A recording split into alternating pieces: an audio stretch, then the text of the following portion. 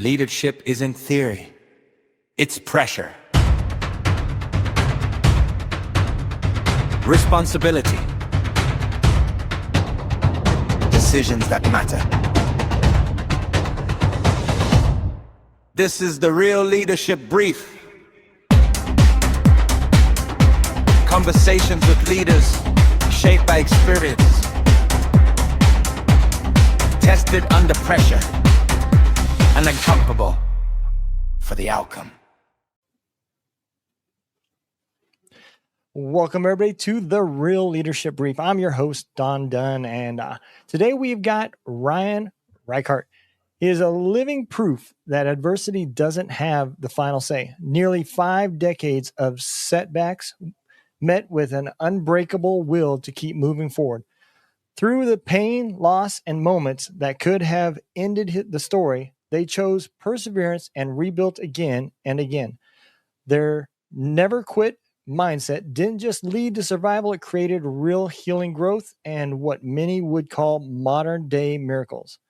Welcome to the show, Mr. Ryan Reichardt. How you doing? Thank you, Don. Greatly appreciate being here. I'm so excited to just have a great chat. Yeah, man. So why don't we dive into a little bit of back history? What brought you into exploring leadership and explain some of these setbacks that we brought up in your intro? Yeah, absolutely. It always goes back to my childhood, really. I grew up in a very small town, Hoople, North Dakota, Tatertown, USA, so probably 400 people in its heyday. And realizing that at the time, I completely, pardon me. No problem. Didn't think about what it looked like, being Catholic in a Protestant town. My father was a business owner versus a farmer. My mom was a teacher. And it was kind of like 99% Protestant, 1% Catholic. We went 7 miles. And that lens lent myself to kind of like not having, the friends that I had classmates and so on and so forth. But I always was not, I guess, who I believed I was, or I was trying to fake it and so on and so forth. So to me, it always meant you had to lead somewhere. And, so meant being, the captain of the football team or doing things at church, whatever it looked like, trying to stand out because it was just different. It was just this different piece of it. And so the setbacks started in high school. I blew my left knee out playing football, and that's where I got into drugs and alcohol. Everything worked out in the end. I didn't get into the Army when I wanted to. I wanted to go to West Point in high school and stuff like that. So that kind of kept me out of going to the military academy in high school, coming out of high school. But, I knew that I had some type of leadership, potential or just yearn to lead. And so that always was, my mom, you got to either pick choir or band. So you have like one more thing that you do. And I was like, no, I just want to play sports. And it's like, you don't get a choice. So I think those dynamics, for her, she taught for over 40 years. Dad was a, Vietnam veteran, Army. And, then when I look at my grandfathers, both of them, one was a farmer in Western North Dakota. And then the other had multiple businesses, was a superintendent of the school at one point. Both my grandfathers from the Navy in World War II. So there was just kind of like, I don't think of like Lieutenant Dan from Forrest Gump going like, it is my destiny to die on the battlefield. But I think it was kind of, I would be in some form or fashion in the military per se. And my grandmother had a joke when I told her that I joined the Army. She said, oh, why'd you choose the Army? They have such ugly uniforms. And I'm like, well, they're not the whites that my uncle, Mark, wore. He retired as a captain in the Navy. Pretty awesome. How he ended up. But it was really just one of these things. I think always for me striving to, get that gold star though, have my father say, good job, son. Yeah. Stand out, make the paper, small town community. If you ever made the Grafton Herald, I think it was, or was that Grand Forks Herald? Anyways, doesn't really matter. But if you made the paper, that was a really big deal. And yeah, absolutely. It definitely was one of those things that went in the old photo album and yeah, you were right. I remember as a kid, that same thing. looking forward to, as soon as you found out you were in the paper, you wanted to read it and see it and everything else. Yeah. So I want to dive into a little bit of your military as well as civilian leadership, but I want to start out when people hear the phrase "built to break," what does that mean to you personally? Yeah, so this is one goes back, my recovery journey, 26 months sober today. Awesome. But, congratulations. Thank you, sir. It's something where I was in actually retreat with Jack Canfield, who, co-authored Chicken Soup for the Soul. And one of the gals that worked with him the majority of his career, we were going back and forth on, what would I call this course I was developing? And, it's called The War of Purpose Built to Break. And as I figured out moving through things, my whole life, I don't believe I really knew what my purpose was. Granted, joining the military and serving, okay, that's purposeful and so forth. But what was my true calling at the end of the day?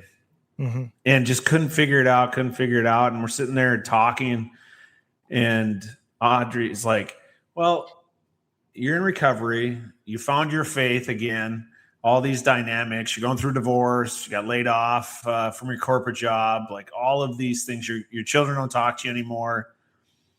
And you're built to break. Like literally, like everything that's happened to you, you're saying that you want to live today. Like your previous, like before you quit drinking, you wanted to always die. Like I had, multiple, suicidal ideations and times of, the listeners, one of those things where, my M9 in my mouth, like downrange, just not wanting to live. And so she's like, how now, are you not breaking? And it was in my faith journey and my calling, and then finding my true purpose that I'm here to help others, with the journey of understanding that through practices. I was never anyone to like really like want to read a book, let alone write books, and then like come up with course curriculum and then teach that. But like, that's my true purpose today. I finally found it. And, I see it in my mother over 40 years of teaching, and she, taught our Sunday school or our catechism, all these things. But I never saw men do that growing up. Like it was always the moms or the mothers or the females.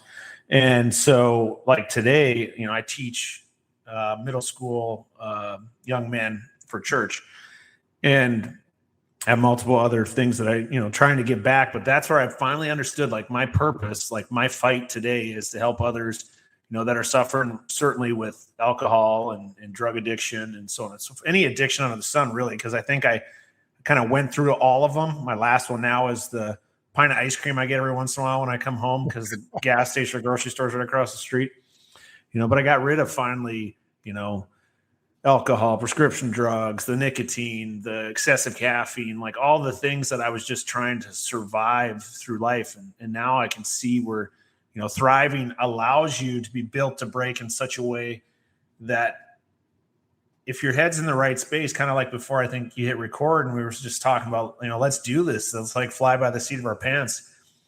And that sounds really loosey-goosey probably to a lot of folks. And it's like, no, that's what true surrender looks like in your life. Yeah.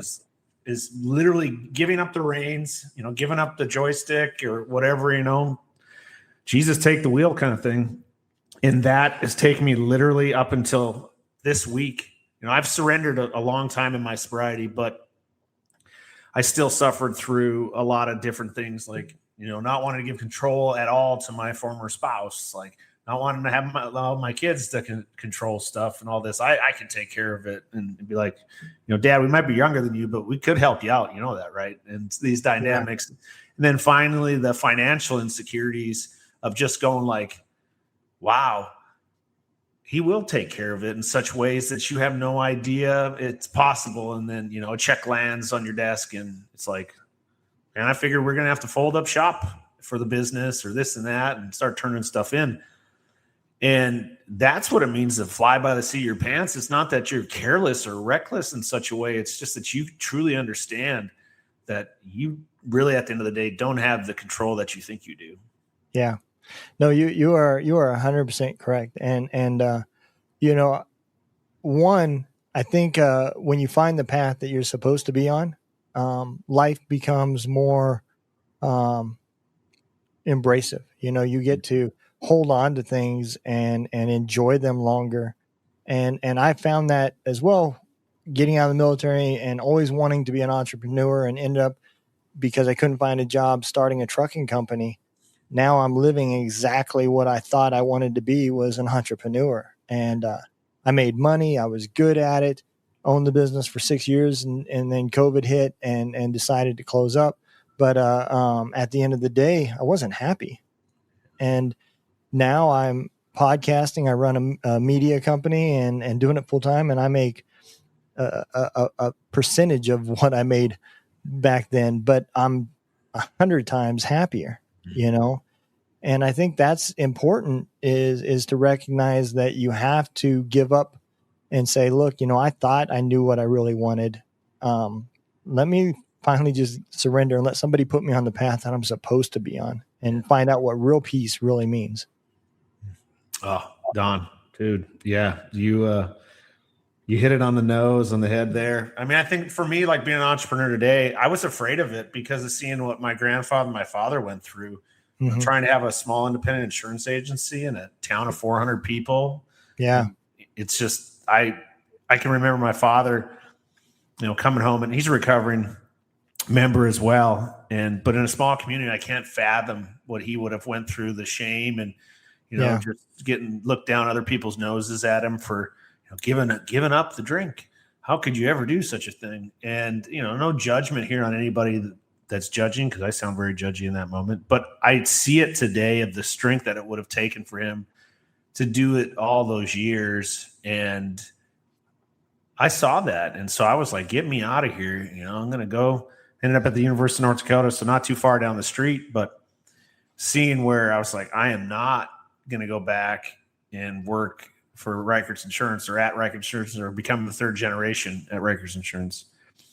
And so I was like, I'll become an accountant. My aunt and uncle had a large accounting firm out in San Diego, California. And I was like, that sounds great. And then I went to school that freshman year. And the next thing you know, I'm like, man, these classes suck. Like, I don't want to do this. And I started, I was playing, on the rugby team for 3 years there at the University of North Dakota. And I laughed because I got arrested the first all Minnesota tournament. So September of like 97. And, there's where another nudge came. It's like, hey, this drinking thing's probably not really for you, bud. But, it's going to take another, I don't know how many years. Let's see, 12, carry the 1, add the 2, another 27 years, I guess, before I figured it out. But, I laugh so hard today at all of the little eaches along the way, and the pain and the suffering. And like right now, just like I feel just my heart's like warm. Like you've gone through it, like you've seen it. It's just like, like I look at between my corporate job and retiring from the Army, like what I was making a year and a half ago to what I make today, not even, low percentages, like kind of crazy, wild. But I have so much more though. I mean, it's just, all the material stuff's gone. But if you were to look and say, I mean, I know people are like, how the heck do you do all the stuff you do? And it's like, I have no idea. On paper, it doesn't pencil at all. But, all of a sudden you got, people allowing you to, hop on a plane here with them, and they'll pay to get you there, or whatever it looks like. The Lord just shows up like through people's hearts and what they have, or the ability. And it's just unbelievable, I guess, to really reflect upon it and go, once you can find that, once you're willing to fight, and you're not fighting for your purpose. The reason why I got the War of Purpose, I think it was Stephen Pressfield's book, The War of Art, as opposed to the Art of War, and how he talks about just life and living, and what you're willing to go through for basically the dreams that you had when you were a little kid, because that's really like your true purpose when you're a little kid, and the dynamics of certain things. I've done them all. I think back to it where I think it was 6th grade. I wrote on the little 3x5 card, what do you want to be when you grow up? Either a firefighter or a professional football player. It's okay. I was an airborne ranger in the Army. And I say if we slammed the NFL and a firefighter together, I think we'd come close to that. Yeah, there you go.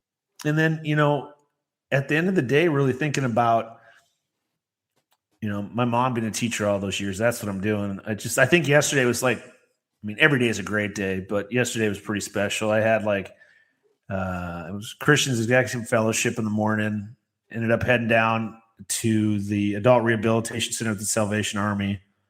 And we'd been working together for a long time. I thought I'd be on the main Salvation Army board, something all prestigious from my corporate time, finally it worked out to get in line with all the folks. And they're like, yeah, we'd love to have you, come sit on the board, see if, it's something you want to do. And obviously we got to elect you. But I got down there and seeing those guys and being with them, having lunch with the guys going through the program and everything, that camaraderie that's like just instant. And these guys are going through some tough times. And, if my life's got a checkered past, I know for a lot of those guys, it's a lot darker, a lot harder. And, man, I was like, man, let's get to work like this. It's just so much fun. Like the dialogue, I think back being in the units and stuff like that and all that fun. And all you can think about is just making the team better and everybody giving way together. And I did not feel that in corporate. I had a few guys. We had a couple guys across a 300 person division. Maybe just 5 or 6 of us that we really gelled, and 2 of them were ex-military, and then 2 of them were just good dudes, and one of them was my little brother today. But it's so different, and it's not good. It's not bad. It's different. And so, like, if you're somebody who needs that cohesion of a team in their life, and that is me to a T, then you got to go find that again. And, I think that's where you do, just like for you, where you're at today in your journey, and, you're right where you want to be. And you realize, though, I've told this story quite a bit since September, but was sitting with a guy, we were speaking at an event, and he went before me, and I'm so glad that I was actually like there to sit through his keynote. And he was talking about, they're both corporate, him and his wife, paying a ton of money to have somebody else parent their kids basically. And they sat down one night and they're like looking at each other, and it's like, what would it take to be enough for us? And what they're talking about is financially to live, kind of how they were living, but like to really do it in such a different way. Or do they downsize and so they could actually spend time with their children? And that was his question, is what's enough? And when you start laying that out, it is unbelievable how little, if we're just going to talk money, that you need to basically live the way you want to have the freedom of, for me, I want to make sure I can get up every morning, I can work out, I read my Bible, I can pray and meditate before, I got to do anything. And so, it happens between 5 and 9, and, then go to work at 9 to 5. Granted, I only have to walk 100 feet that way to go to the gym across the street. If I'm in the living room to come to the office, I only got to walk about 17 feet kind of thing. So, you take out that hour plus morning commute because, whatever that looked like. And, all the different pieces of, do you need the 5,000 square foot house with the pool and the season hockey tickets and the boat moored in the marina, at the lake across the way. And it's like, no, like you could rent all that for a fraction if you wanted to still do that kind of stuff. And for me, the cup's so full. Granted, it's only about that much in it right now, but only because I've needed it. So, I have to ask, were you stationed with the 75th in Savannah? No. Okay. No. So I was with the 160th there at Hunter, and there's a Ranger battalion, which we supported, right down the street. So I was just curious if that's where you was at. No. But when you started putting all this stuff together, leadership comes in definitely a different version of a bottle when you're talking about for veterans versus civilians, right? Mm-hmm. And a lot of it comes back to how you reach the individual that you're trying to reach. You were saying earlier that you just kept going and you kept pushing, and even though life was nudging you saying, hey, I don't know if this is the right path, that you keep walking down. Us veterans, we have a tendency to just not know when to give up. and surrender, as we're talking about. When you put this program together, did you kind of put that into thought process as well, that you may be dealing with different types of people from different backgrounds? Yeah, so it's really interesting you say that, because I was actually just proofing the next manuscript for the next book, and it's like a 90-day journal, and one of them's in there. It's like, what makes you think that I see two roads? Like it basically, and then it talks, like the hard road, like, is the shortcut. There is only one road basically to get there, because I don't see two roads. And it's a little different today, because I certainly take all commands from the tower and just wait to, receive a download. I might, go out, maybe find some science to have, like when I think about, the business, our protector development, folks that, don't look at our protector as the Lord and Savior Jesus Christ. They can look at it 23 years. Okay, cool. Yeah, I'll be your protector if you want to go a little scientific on things, or I'll find science. I like to use Harvard and Stanford and all that kind of stuff. They got some great studies for different things. But, definitely the dynamics for me is, I'm a firm believer in, you have two of these and one of these. So as a leader, there's definitely time where you're tasking, not asking, and so on and so forth. But I believe my greatest trait that I was ever given as a leader was the ability to listen, at least to allow an understanding. Not that we're talking about, like, I'm thinking more of the personal and professional development, on the monthly basis and so on. And then, I never really liked it. Like, I laugh at this as I reflect, but remember, and always having like a reading list, if you're on staff duty or CQ, and I always laugh because, it was like chief of staff of the Army's book list, and then it'd go down, the division commander, brigade, whoever, everyone had like a reading list. And I was always like, you know what, like, kind of thing. And today I can see like what an idiot, what a dum-dum I was, because I totally turned my back to like the greatest thing. Whoever's out there listening, watching, if you're not reading something, and this is where I was going to get with it. When I was a battalion S3XO, and when I was the XO, briefing the staff duty officer, and I was being like, I got the reading list is this, I just want you to read something tonight and write a 1-page, synopsis of whatever you read. Because I'm not going to make you read something. You get to pick your choice. Because I balked at that my entire military career. So at that point, what would I have had, like 15 years in? And I basically snubbed my nose. I was like, hey, if I'm not in a course, I'm not reading about it. And it's just terrible to think that, I looked at it that way, because today I read as much as I possibly can, because I realize that I don't really know all that much. And so it's one where, my mom, avid reader, like just piles and piles of books my whole life, watch her sit there, just read. And I'm sitting here going like, no, not for me. I don't need it. I got it all figured out. And it was like third grade before I learned how to read too. So like I was always like faking the funk when it came to the reading side of it. So writing books today is just it ends up becoming fun, because it's something, like you say, when you're supposed to be doing it, it's never work. It's just part of your day. And so that's the coolest thing about it. Yeah. I had a sergeant major. I wish he would have met you a long time ago, because whenever we had staff duty, he would only allow us to read regulations.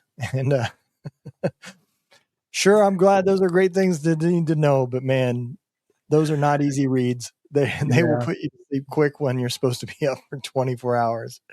Yeah. But you are right. Reading is important, because there's so many more things that happen than what happens when you're watching it on a TV screen. And I listen to TV more as a radio than I do anything. And it just shows my point. You can't do that with a book.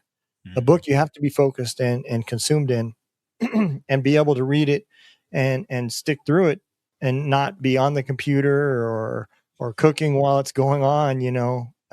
It's more of a partnership.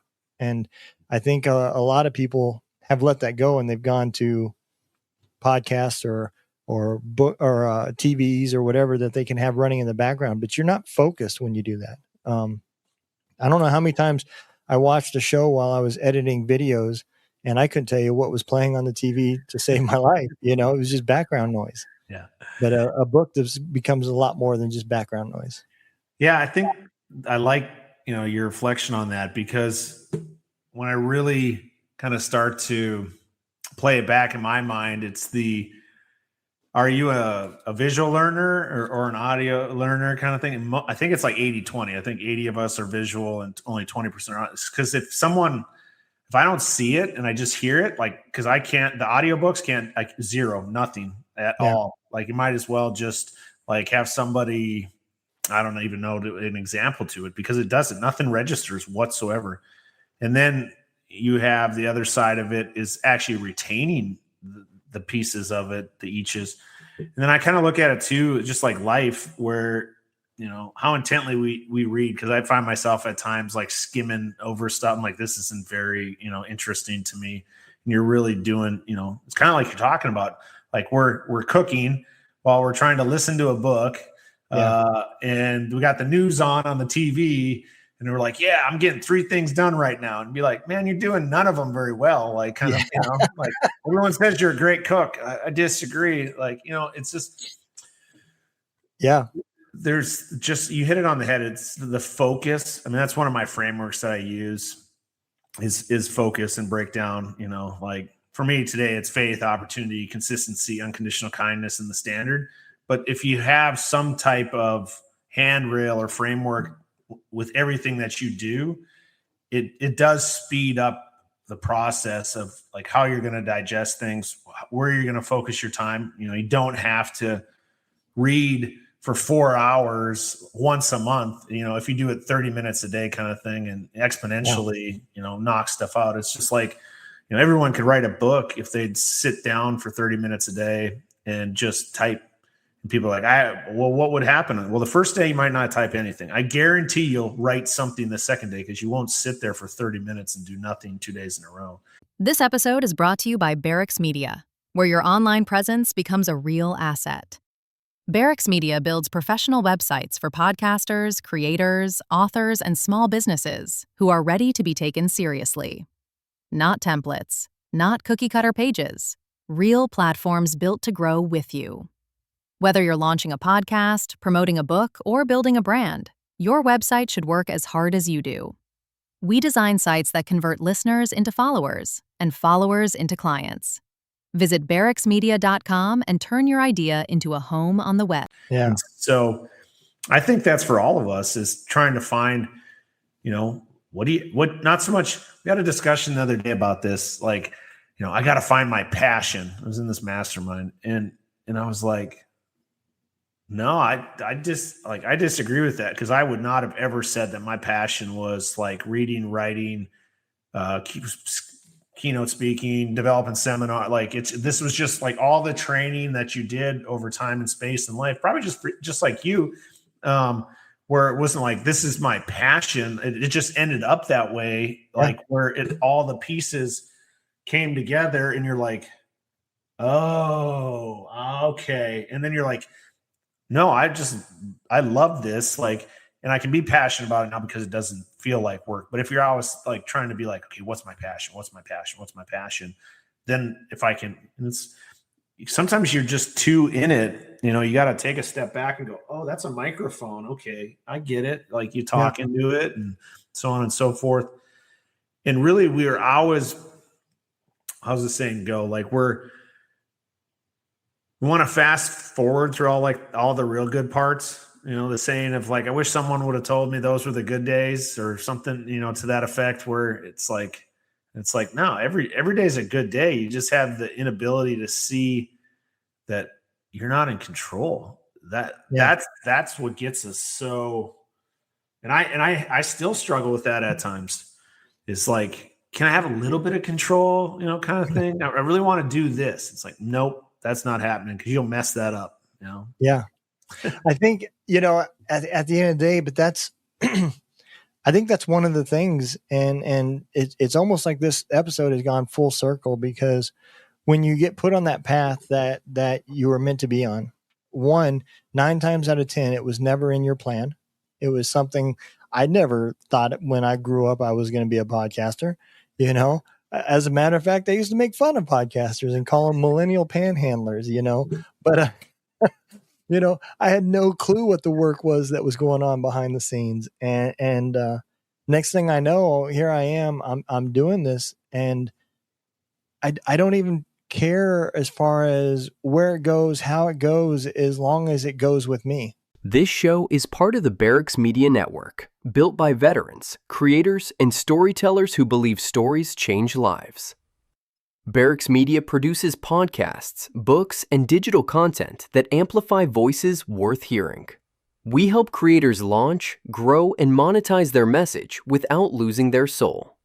If you've got a story in you, or a show in your head, go to barracksmedia.com and start building something that lasts. And, and it's because I enjoy it so much. It's not work. It's not a contest. I like it because it's helping me, and I hope that people that are listening to it, it helps them.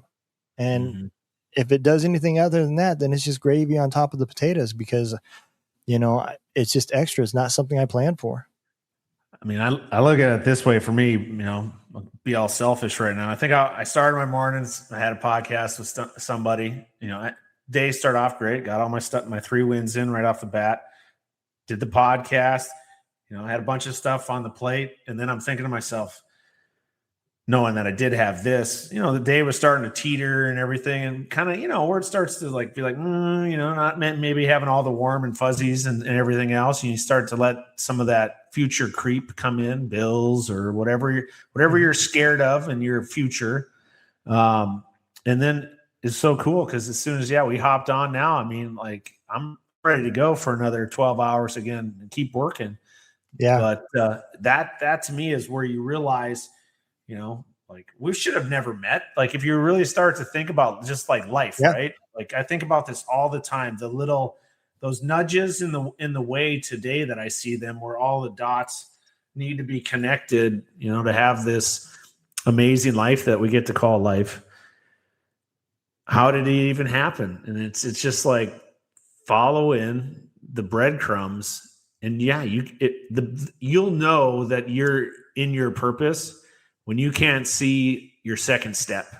Yep. You can only see the next step, and it'll be brighter as can be, but you can't see that second one. You're like, okay, I know what I'm supposed to do, like that, like right now, but you don't get to see what comes after that. And that is really, really scary. And that's why, like for me, when I, got laid off from corporate, sure, like probably if I wasn't going through the divorce, I would have been right back in the meat grinder applying for, all the other Fortune 500 job openings that were available at the time.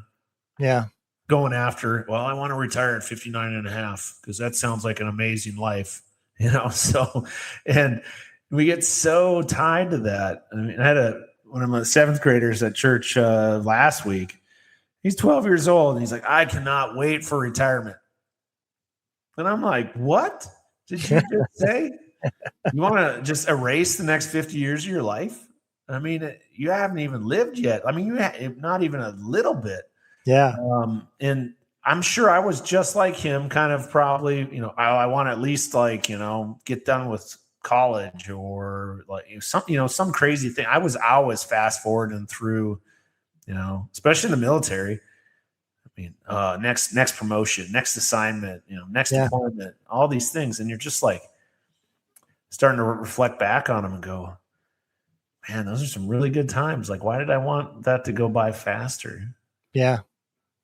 I think in those moments we just don't realize it. And I think, our non-spirit side thinks of an hour as holy cow, that's a long time. And our spirit side is talking about the last 100,000 years went by like a flash, Right. And it's all about conception and how you perceive things, as far as what you're wanting and at that moment. At the end of the day, though, you don't realize what it is that you really want and where you're really supposed to be, I think it has to do with like suffering too, right? The piece of it where as humans we crave comfort. And so life is suffering per se. I mean, it sounds harsh to say it that way, but I mean, it really is. Like, even in the greatest of great, you still, like, it goes back to what's enough, because in excess, I think about this all the time, especially like being in Minnesota. It's like the crock pot party, casserole, whatever. You go to someone's house and there's like 10 crock pots of different things. Mm-hmm. And, you got to drink about 4 or 5 glasses of water before you show up, so you don't like eat yourself into a coma. And, I just realized, like, for me anyways, my human, like, addictions, I'm like, ooh, food now. You just like, fill yourself up to that point of excess. And then you're suffering because, like, you couldn't, no control to stop for myself here. Yeah. And realizing that that's what it is with everything that we do. If we're struggling through something, we're like, oh gosh, I can't wait not to feel this way or have to go through this anymore. And not realizing that that's like, you go into the gym mentally, working on your mindset every day, it makes you stronger. So when the next really, really bad thing in your life comes, like, you don't break. Kind of getting back to the built to break piece, where I never thought, I certainly didn't think that at this point in my life, I'd literally feel the way I do. I was like, it's like I've been through multiple leg surgeries, having to learn to walk a number of different times over again and all these different things, going through other stuff. I'm like, oh, I'd never feel like what that was like to go through. And then you go through some other stuff and I'm like, man, maybe I will take a leg surgery and having to learn how to walk again, then have my heart ripped out and get stomped on for a few years. So I think we just really always need to take a step back, take a deep breath, pause, look around and go like, man, this might not look like it used to, but I like this better. And, that's what it really comes down to for me today. And I think for others, if you're in a tough spot, just do that, just take, just about face, take 2 paces, about face, and take it, just sit down and just go like, this ain't so bad. And then start reflecting on all the things that you went through in your life. You made it through all of that stuff. And so whatever you're dealing with right now, it's not that bad. And what's the saying? This too shall pass. So. Yeah, it is. And it's just a speck in the time frame of what you're going to be dealing with in your life. So, it's one of those sayings about why, when you wake up and you drop your cup of coffee and you spill it, should it ruin the rest of your day? It was just a spare moment. It was a 3-minute segment of you having to clean up your coffee and fix a new cup. Why would you let that ruin the next 12 hours? Yeah. So absolutely. Well, let me ask you this. Where can people like follow you and sign up for your books, your programs, and what is it that you hope that they accomplish from and they get out of it? Yeah, absolutely. So social media side, Ryan T. Reichardt or Army RT 1978. That's my, I think early 90s Yahoo, whenever Yahoo first came out. So it makes me laugh. Somebody said, is that a license plate? Is that one of those vanity plates? And then I was like, yeah, I guess it was the most original I could be back then. And so I've stuck with it the whole time, still do. And the website is probably the best place to go for the books, the courses, if you want to get in touch and just talk. But it's ourprotectordevelopment.com. We'll be coming out with another one as well, RyanTReichert.com here as the team continues to build. Because I am certainly not that tech savvy person to make all those things happen. But yeah, really the biggest thing is I think back to when I wrote the first book last year. I had one of my soldiers reach out to me and, on Facebook or Messenger, whatever it was, and said, thank you so much, sir, for writing this. I'm actually reading it with my son, or after I read it, I'm reading it now with my son, kind of thing. And it's really helped me see, where I've done a good job and where, I need to improve. And he was also reading my second book at the time, which really gets into kind of transitioning from a boy to a man and talking about, you're not a man unless you can tell the whole truth and nothing but the truth, so help you God, kind of thing. And it literally is that. You can't even tell a white lie because that'll turn into a giant snowball rolling down a mountain kind of thing over time and space. Yeah. And I just, if some of the stuff, if it saves one life, if it allows somebody, really at the end of the day, knowing where I've gone with my spirituality is, someone, finding their way back into their faith practices or whatever that looks like. Cause I know I got very far away from mine over time and space. And, if someone's never had that opportunity to really realize that it, just give it time. I have that saying, give me time, just give me time. And because now today I do an AAR and everything that I do, and not that a good or bad or indifferent, just an after action review for every situation, because I want to make sure that like my girls, the times I wasn't there, obviously I wasn't there to coach, teach, mentor, and father them. And now and then there's moments when I was there, but I certainly wasn't there because I was checked out.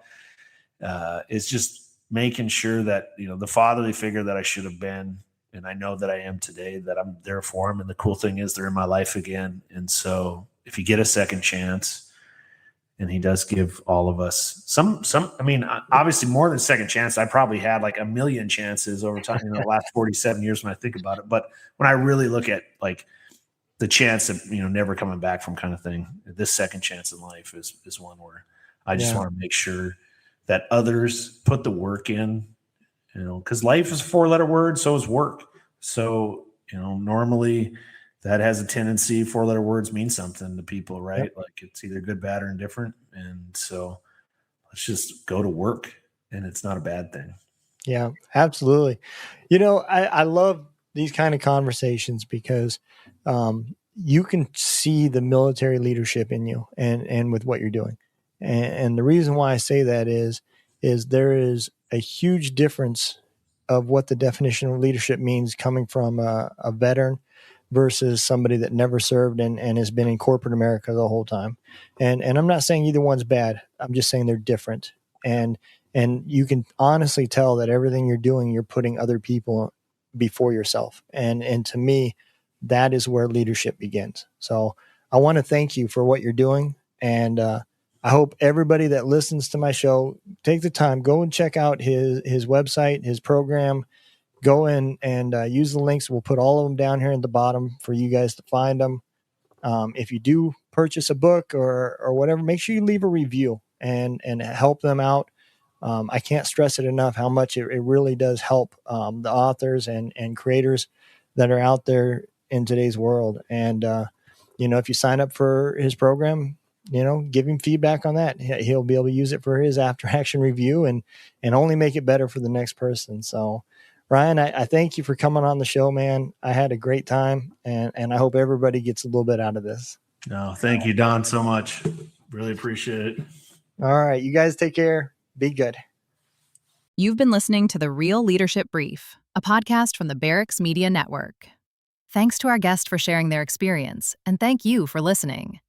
You can find more conversations like this across the Barracks Media Network. We'll see you next time.